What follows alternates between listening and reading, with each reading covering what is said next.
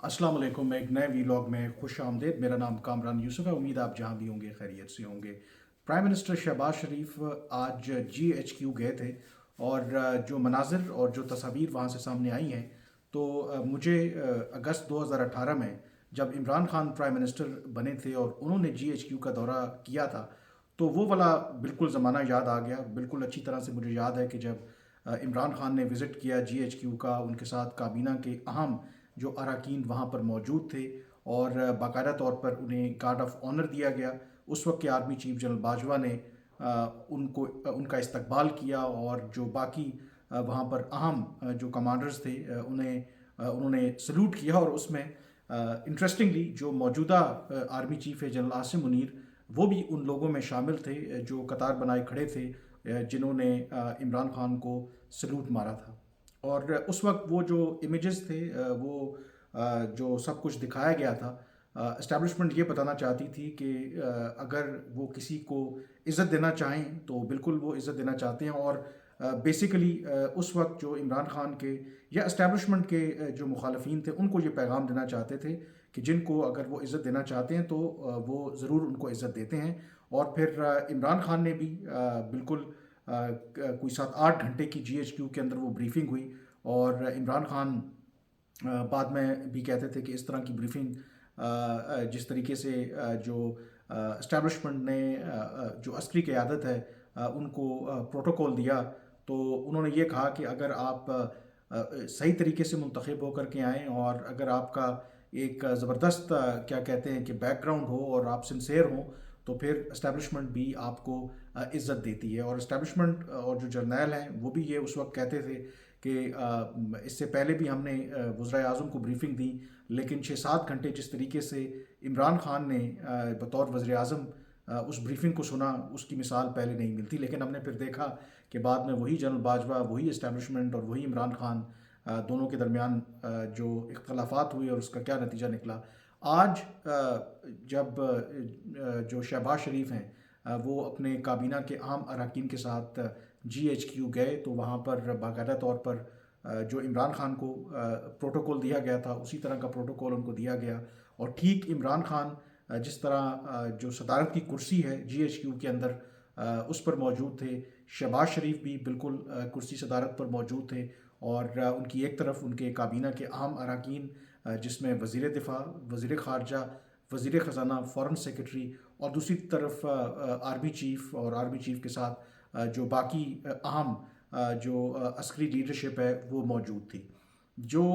Press release जारी हुई ISPR की तरफ से उनमें उन्होंने ये कहा कि ऑनरेबल प्राइम मिनिस्टर ने GHQ का दौरा किया, उनको रिसीव किया। Army chief general Asim Munir ने उन्होंने फिर जो वहाँ पर यादगार शोहदा है उस पर फूल चढ़ाए। और उसके बाद फिर जो सिविल और जो मिलिट्री क़यादत है उनका GHQ के अंदर इजलास हुआ, जिसमें फोकस जो था वो पाकिस्तान की जो अंदरूनी सिक्योरिटी सिचुएशन है, जो फ़ौज की दिफाई ज़रूरियात हैं और ओवरऑल जो मामलात हैं उनके ऊपर डिस्कशन हुई। और उसमें इम्पॉर्टेंटली जो शहबाज शरीफ हैं उन्होंने कहा कि जो अफ़वाज पाकिस्तान हैं वो यकीनी तौर पर उनका एक बहुत अहम रोल है पाकिस्तान की तरक्की में और उस रोल को नज़रअंदाज नहीं किया जा सकता। और उसके साथ साथ दहशतगर्दी के ख़िलाफ़ जंग हो, इंतहा पसंदी के ख़िलाफ़ जंग हो, फ़ौज के किरदार की उन्होंने तारीफ़ की। और उन्होंने जो अस्करी क़यादत है उनको ये यकीन दहानी कराई कि फ़ौज को जो भी इस हवाले से रिसोर्सेज चाहिए होंगे तो जो उनकी हुकूमत है वो रिसोर्सेज उनको मुहैया करेगी। जनरल आसिम मुनीर ने शुक्रिया अदा किया प्राइम मिनिस्टर शहबाज शरीफ का कि उन्होंने इस मौके के ऊपर फ़ौज पाकिस्तान के साथ इजहार यकजहती की है। और इम्पॉर्टेंटली जो उसके अंदर एक अहम सबसे पैगाम था जो उस बयान के बिल्कुल आखिर में था वो ये था कि सिविल और जो मिलिट्री क़यादत है उन्होंने ये फ़ैसला किया है कि वो मिलकर काम करेंगे। एक जो पाकिस्तान के की नेशनल इंटरेस्ट हैं उनको अपहोल्ड करने के लिए, और दूसरा वो मिलकर काम करेंगे कि पाकिस्तान को कैसे एक प्रॉस्परस और सिक्योर मुल्क बनाना है। और इस हवाले से जो दोनों जो सिविल और मिलिट्री क़यादत है ये मिल कर के काम करेंगे। अब ये तो आप कह सकते हैं कि ایک اسٹیٹمنٹ کی حد تک جو بات چیت کہی تھی وہ ہمارے سامنے ہے، اور اس میں آئی تھنک میسج جو ہے وہ بڑا واضح ہے کہ کیونکہ ماضی میں نون لیگ پیپلز پارٹی ان کو ہمیشہ گلہ رہا ہے کہ فوج نے ان کو اس طریقے سے سپورٹ نہیں کیا جس طرح سے 2018 کے عام انتخابات کے بعد عمران خان کو سپورٹ کیا تھا، اور اگر فوج نون لیگ کو یا پیپلز پارٹی کی حکومتوں کو جو عمران خان کو سپورٹ مہیا کی تھی اس کا 10% بھی کرتی تو پاکستان شاید آج یہاں نہ ہوتا بلکہ ترقی کی کئی منازل طے کر چکا ہوتا۔ لیکن اب شاید جو موجودہ پرائم منسٹر ہے، موجودہ جو سیٹ اپ ہے، وہ یہ گلہ نہیں کر سکتے۔ اسی طرح کی سپورٹ جو عمران خان کو دی گئی تھی وہ سپورٹ اس حکومت کو دی جا رہی ہے، اسی طرح کا پروٹوکول، اسی طرح کا جو آپٹکس ہیں وہ دکھائے جا رہے ہیں، اور دنیا کو یہ بتایا جا رہا ہے کہ یہ شہباز شریف جو ہیں وہ پاکستان کے پرائم منسٹر ہیں، اور جو فوج ان کے ساتھ کام کرنے کے لیے تیار ہے، بلکہ دونوں مل کے معاملات کو آگے لے جانے کے لیے تیار ہے۔ اگر اس ڈیلیگیشن کی آپ کمپوزیشن دیکھیں تو اس سے آپ کو بہتر اندازہ ہوگا کہ اس جی ایچ کیو کی بڑی بیٹھک میں کیا کچھ ڈسکس ہوا ہوگا۔ مثلاً اس میں وزیر خارجہ موجود تھے، وزیر خزانہ موجود تھے، فارن سیکرٹری، وزیر دفاع موجود تھے، تو اس سے واضح طور پر اندازہ ہوتا ہے کہ نیشنل سیکیورٹی، جو ڈیفنس، وہ یقینی طور پر ایجنڈے میں شامل ہوں گے۔ اس کے ساتھ ساتھ جو فائنینس منسٹر ہیں ان کا وہاں پر موجود ہونا، جو اس وقت پاکستان کی اکنامک صورتحال ہے، اور جو اکنامک جو ابتر صورتحال ہے وہ ایک نیشنل سیکیورٹی کا چیلنج بن گیا ہے، اور یہ فوج اچھی طرح سے جانتی ہے کہ اگر پاکستان کے حالات اسی طرح سے خراب ہوتے رہے تو یقینی طور پر وہ وقت دور نہیں کہ جب فوج کی جو دفاعی ضروریات ہیں ان کو پورا کرنے کے لیے بھی خزانے میں پیسے نہیں ہوں گے۔ تو اس لیے ایک انٹرسٹ ہے اسٹیبلشمنٹ کا بھی کہ پاکستان اس جو معاشی بحران ہے اس سے نکلے، اور دوسرا وزیر خارجہ کی اور فارن سیکرٹری کی جو موجودگی ہے وہ اس بات کو ریفلیکٹ کرتی ہے کہ اس وقت پاکستان کو جو مختلف فارن پالیسی کے چیلنجز درپیش ہیں۔ اگر آپ سیکیورٹی کے پرسپیکٹو سے بات کریں، دہشت گردی کے خلاف جنگ کی بات کریں، تو سب سے بڑا چیلنج پاکستان کے لیے اس وقت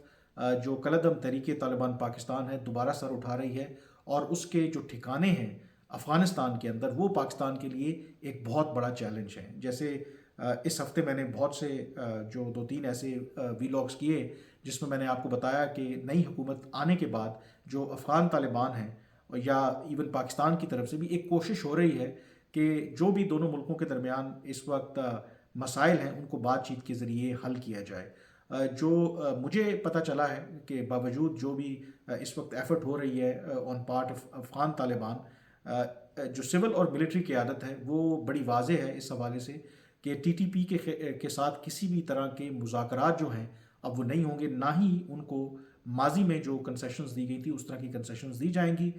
پاکستان جو اپنا موقف ہے وہ ضرور افغان طالبان کے سامنے رکھے گا، اور موقف وہی ہے کہ براہ راست ٹی ٹی پی کے ساتھ بات چیت نہیں ہوگی، اگر بات چیت ہوگی تو وہ افغان طالبان کے ساتھ ہوگی، اور افغان طالبان کو ایسے اقدامات اٹھانا ہے جس کے تحت جو ٹی ٹی پی ہے اس کو نیوٹرلائز کیا جا سکے۔ اس کے علاوہ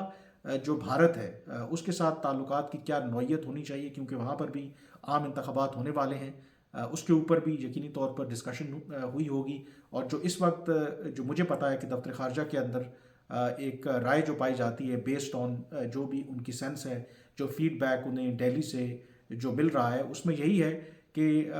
بھارت کے ساتھ تعلقات بہتر ہونے کے ان دا نیئر فیوچر امکانات نہیں ہیں، کیونکہ اس وقت بھارت کی جو پالیسی ہے وہ پاکستان کو فردر آئسولیٹ کرنا ہے، اور کیونکہ بھارت کے اندر عام انتخابات بھی ہونے والے ہیں تو کم از کم جب تک انتخابات ہو نہیں جاتے، اگلی حکومت آ نہیں جاتی، تو اس وقت تک تو کسی بھی فارورڈ موومنٹ کا تو سوچا بھی نہیں جا سکتا۔ پھر اس بڑی بیٹھک کے اندر یقینی طور پر جو چین کے ساتھ پاکستان کے تعلقات ہیں، امریکہ کے ساتھ پاکستان کا جو ریلیشن شپ ہے اس کے اوپر بات ہوئی، اینڈ امپورٹنٹلی کیونکہ فائنینس منسٹر بھی موجود تھے، economy is a major issue کہ جو ایس آئی ایف سی کو کس طریقے سے فعال بنانا ہے، اور کیونکہ پہلے تو گزشتہ چند ماہ پاکستان کے اندر ایک غیر یقینی کی سی صورتحال تھی، یہ پتہ نہیں تھا کہ انتخابات ہوں گے، اور اگر انتخابات ہوں گے تو اس کے بعد کیا ملک کے اندر سیاسی استحکام آئے گا۔ اب کیونکہ سول اور ملٹری قیادت نے مل کر فیصلہ کیا ہے کہ پاکستان کو آگے لے کے چلنا ہے، تو پاکستان یہ توقع کر رہا ہے کہ جو خلیجی ممالک ہیں، سعودی عرب، یو اے ای، وہ SIFC کے پلیٹ فارم کے اوپر پاکستان کے اندر سرمایہ کاری کریں گے. تو اس کے حوالے سے بھی اس میں ڈسکشن ہوئی ہے. بٹ اوور آل اگر پاکستان کے کرنٹ جو پولیٹیکل انوائرمنٹ ہے اس کانٹیکسٹ میں دیکھیں، جو 8 فروری کے عام انتخابات ہوئے جس میں موجودہ جو گورنمنٹ ہے اس کی لیجٹمیسی کے حوالے سے سوال اٹھائے گئے ہیں، اٹھائے جا رہے ہیں، جس میں یہ کہا جا رہا ہے، خاص کر کے تحریک انصاف یہ کہتی ہے کہ ان کے مینڈیٹ کو چرایا گیا ہے. لیکن اگر جو فوج کی قیادت ہے جس طریقے سے شہباز شریف کو انہوں نے پروٹوکول دیا ہے GHQ میں، جس طریقے کی بریفنگ ہوئی ہے اور جو فیصلے لیے گئے ہیں، اس سے یہ واضح ہے کہ ارسپیکٹو آف کہ PTI جو بھی سوچتی ہے، جو پاکستان کی اسٹیبلشمنٹ ہے اینڈ ایون جو دنیا کے ممالک ہیں اہم، وہ بھی اس حکومت کے ساتھ کام کرنے کے لیے تیار ہیں. اور اس بیٹھک کا بنیادی مقصد بھی ایک اس کا پیغام جو ڈومیسٹک آڈینس ہے، جو تحریک انصاف ہے، کہ اگر وہ سمجھتے ہیں کہ جو بھی ان کے مطالبات ہیں وہ مان لیے جائیں گے تو ایسا ہوتا نظر نہیں آ رہا. اور ساتھ ہی باہر کی دنیا کے لیے یہ پیغام ہے کہ یہ جو گورنمنٹ ہے they are here to stay. تو اس لیے انہیں اس کے حوالے سے خدشات نہیں ہونے چاہیے کہ پاکستان میں شاید کوئی پولیٹیکل جو انسٹیبلٹی ہے وہ برقرار رہے گی، بلکہ جو تمام یا بیشتر جو سٹیک ہولڈرز ہیں پاکستان کے اندر وہ اس بات پر متفق ہیں کہ پاکستان میں سیاسی استحکام کی ضرورت ہے، پاکستان کو اکنامک ریوائول کی ضرورت ہے. تو یہ جو میسیجنگ ہے یہ ڈومیسٹک آڈینس کے لیے بھی ہے اور باہر کی دنیا کے لیے بھی ہے. تو اس لیے یہ سگنیفیکنٹ آئی تھنک ایک سٹیپ ہے، اور کلیئرلی لگ یہ رہا ہے کہ جو گلہ نون لیگ کو اسٹیبلشمنٹ سے ماضی میں رہا ہے کہ جس طریقے سے آپ نے عمران خان کو اپنے کندھوں پر بٹھایا، جس طرح سے اس کو ایک لیڈر بنا کے پیش کیا، تو ہمارے ساتھ ماضی میں آپ ہمیشہ زیادتیاں کرتے رہے، اور لگتا یہ ہے کہ ان زیادتیوں کا ازالہ کیا جا رہا ہے. لیکن سوال سب سے امپورٹنٹ یہی ہے کہ آپٹکس کے اعتبار سے تو بالکل سب اچھا لگ رہا ہے. ایون جب عمران خان اقتدار میں آئے تھے تو سب بالکل اچھا لگ رہا تھا، لیکن امپورٹنٹ اس کے اندر سوال یہی تھا کہ وہ جو سیم پیج تھا، ہم نے دیکھا کہ پھر بہت عرصے تک وہ نہیں چل سکا. پھر اختلافات سامنے آئے اور اس کا نتیجہ ہم نے دیکھا کہ عمران خان اپریل 2022 میں ان کی چھٹی ہو گئی. لیکن اس کیس کے اندر جو کلوزلی لوگ چیزوں کو دیکھ رہے ہیں ان کا یہ خیال ہے کہ شاید اس کا انجام جو ہے وہ عمران خان ماڈل جیسا نہ ہو. اس کی وجوہات مختلف ہیں، کیونکہ سٹیکس جو ہیں وہ بہت ہائی ہیں، کیونکہ نہ تو اسٹیبلشمنٹ چاہتی ہے اور نہ ہی نون لیگ اور پیپلز پارٹی چاہتی ہے کہ یہ جو سیٹ اپ ہے وہ فیل ہو. اگر وہ فیل ہوگا تو یہ جو خاص کر کے نون لیگ ہے اس کے لیے بھی ایک سروائیول کی جنگ ہے. جو اسٹیبلشمنٹ ہے ان کے بھی جو سٹیکس ہیں وہ ایٹ رسک ہیں، اور الٹیمیٹلی اگر یہ ناکام ہوتے ہیں تو جو ساری کامیابی ہے وہ پھر جیل میں بیٹھے عمران خان کو ملے گی. تو اس لیے شاید حالات ایسے ہیں کہ یہ تمام جو جماعتیں ہیں اور جو اسٹیبلشمنٹ ہے وہ اب مجبور ہیں کہ انہیں ہر صورت میں ڈیلیور کرنا ہے. اگر وہ ڈیلیور نہیں کریں گے تو پھر حالات جو ہیں وہ بالکل بھی ٹھیک نہیں ہو سکتے. تو دیکھتے ہیں کہ یہ جو ایک پازیٹیو فیل دینے کی کوشش کی جا رہی ہے، اچھی آپٹکس دینے کی کوشش کی جا رہی ہے، سول اور ملٹری قیادت اور خاص کر کے اسٹیبلشمنٹ بڑا واضح طور پر یہ پیغام دے رہی ہے کہ وہ شہباز شریف کی جو گورنمنٹ ہے اس کو پوری طرح سے سپورٹ کرتے ہیں. اس کا الٹیمیٹلی آؤٹ کم کیا نکلتا ہے، کیا پاکستان کے وہ معاشی مسائل ہوں، وہ بیرون وہ سیکیورٹی کے چیلنجز ہوں، وہ ایکسٹرنل سطح پر چیلنجز ہوں، کیا پاکستان ان چیلنجز سے اچھے طریقے سے ٹیکل کر پائے گا؟ یہ تو آئی تھنک آنے والا وقت ہی بتائے گا. آپ سے اجازت لینے سے پہلے میں آپ سے ریکویسٹ کروں گا کہ اگر ابھی تک آپ نے میرا چینل سبسکرائب نہیں کیا تو اسے ضرور سبسکرائب کریں تاکہ ان موضوعات کے حوالے سے آپ کو لیٹسٹ اپڈیٹس ملتی رہیں. مجھے آپ اجازت دیجیے. اللہ حافظ.